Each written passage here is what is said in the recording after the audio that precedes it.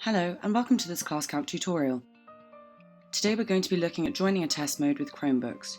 Before using ClassCalc with Chromebooks, please put us in contact with your IT admin so we can whitelist ClassCalc as a kiosk app.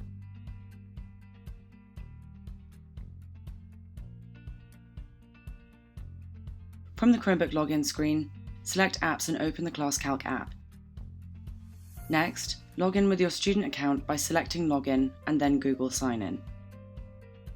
Make sure you've joined your teacher's class using the class code. If you haven't joined a class, select Classrooms and enter the 6-digit class code and press Join.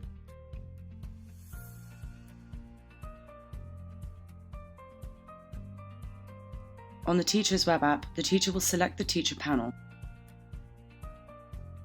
Next, the teacher selects a classroom and clicks the Start Test button.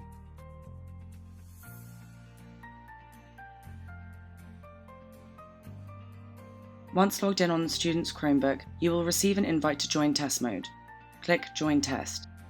You will now be logged into ClassCalc's test mode.